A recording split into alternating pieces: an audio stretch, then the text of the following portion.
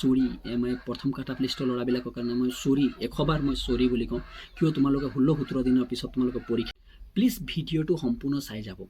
আপুনি চাহে first cut off লিষ্টত পাছ কৰিছে বা ছেকেণ্ড কাট অফ লিষ্টৰ কাৰণে যদি সংগ্ৰাম কৰি আছে, এটা আপোনালোকৰ কথা কৈছোঁ, যিবিলাক ল'ৰাই ফাৰ্ষ্ট কাট অফ লিষ্টত পাছ কৰিছে সেইবিলাকে মোৰ ভিডিঅ'বিলাক চাই তেওঁলোকৰ অন্তৰত বহুত আঘাত পৰিছে। এইটো স্ক্ৰীনশ্বটটো চাওক বা আপোনালোকে মেছেজবিলাক চাই গালি দিয়াই পায়।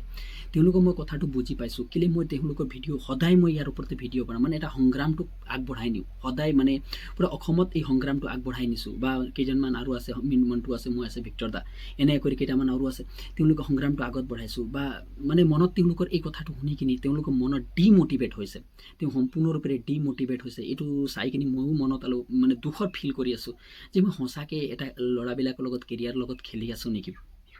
এইটো মোৰ প্ৰশ্ন উঠিব ধৰিছে যে মই তেওঁলোকৰ মোৰ ভিডিঅ'টো চাই লয় তেতিয়া ডিম'টিভেট হৈ যায় যে কি এক্সামটো পষ্টপন হৈ যাব নেকি, না আকৌ এটা কাট অফ লিষ্ট আহি যাব নেকি, এনেকুৱা ধৰণৰ তেওঁলোকৰ মনত কৈছোঁ। মই এটা তোমালোকৰ ছাত্ৰ ছাত্ৰীসকল, মোৰ যিবিলাক ল'ৰা লগত পঢ়িছিলে, মোৰ ওচৰত পঢ়িছিলে আছাম পুলিচত, তেওঁলোকো ল'ৰা কালি ফোন কৰি কিনি পৰহি সদায় ফোন কৰিছে। মানুহবিলাকে ফোন কৰি কিনি কৈছে যে তুমি ইয়াৰ ওপৰত নজনাবা, ইয়াৰ কিমান বনাবা ভিডিঅ', যিমান বনালা। কিন্তু মোৰো মনত বহুত দুখ লাগিছে, আঘাত পৰিছে। এটা তোমালোকৰ কথা আছে। আৰু দ্বিতীয় নম্বৰ কথাটো হৈছে, চোৱা, মই এটা সংগ্ৰাম কৰিছোঁ ছেকেণ্ড কাট অফ লিষ্টত। মই তোমালোকৰ ভাইটি ভণ্টিহঁতৰ কাৰণে কৈছোঁ, বা তোমালোকে দাদা তুমি কোৱাচোন এটা কথা, যি ল'ৰা ছোৱালীয়ে পাছ কৰিছে তাৰপিছত তেওঁলোকৰ নাম নাই অহা, সেইটো লৈ কিনে তোমাৰ ঘৰত সেইটো হ'লেহেঁতেন তোমাক দুখ লাগিলেহেঁতেন, কোৱাচোন। ইউআৰতকৈ যদি ST প্লেনৰ কাট অফটো বেছি হৈ যায়, তাৰ মনত দুখ নালাগিলেহেঁতেন, তোমাৰোকো মনত দুখ লাগিলে। এটা মানে সংগ্ৰামটো ইমান আগত বঢ়াই দিলোঁ যে মই তাৰ পৰা ঘূৰি আহিব নোৱাৰোঁ, তেওঁ মানে গছত উঠাই দিলোঁ, ঘূৰি কটা নিচিনা হৈ যাব। কিন্তু মই তোমালোকে এটা কথা কৈছোঁ, মই ভিডিঅ' নবনাম বুলি নহয়, ছেকেণ্ড কাট অফ লিষ্টৰ ওপৰত মই ভিডিঅ' বনাম, আপডেটবিলাক দিম, লাইভতহে দিম, মানে ধেৰি ভিডিঅ' নবনাওঁ, সেই কথাটো মই কৈছোঁ। এতিয়া ফাৰ্ষ্ট কাট অফ লিষ্টত যিবিলাক ল'ৰা পাছ কৰিছে তেওঁলোকৰ ওপৰত ভাল মই ভিডিঅ' দিম, কি ধৰণে পাছ কৰিব লাগে, টিক্সবিলাক দিম। মই যিবিলাক ল'ৰা পাছ কৰিছে, কেইদিনৰ আগতে TRM মোৰ 4টা ল'ৰা চিলেকশ্যন পাইছে, যিবিলাক পঢ়ি গৈছে, তেওঁলোক একদম সহজে পাছ কৰাই দিছোঁ। মোৰ বিশ্বাস আছে সেই ভিডিঅ'বিলাক চাই কিনে তোমালোকক মটিভেট হ'বা।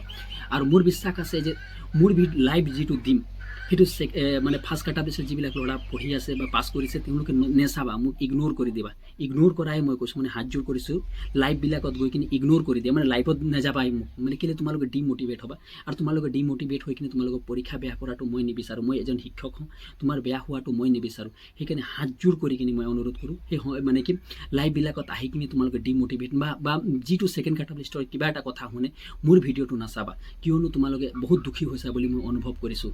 আৰু ছেকেণ্ড কাট অফ লিষ্টৰ যিবিলাক এইটো সংগ্ৰাম কৰি আছোঁ, আৰু তোমালোকক মই কেতিয়াও এৰি নিদিওঁ, সেই কথা তোমাক মই সদায় সমৰ্থন কৰি যাম। সেয়ে কৈ মোৰ মন্তব্য সামৰিছোঁ।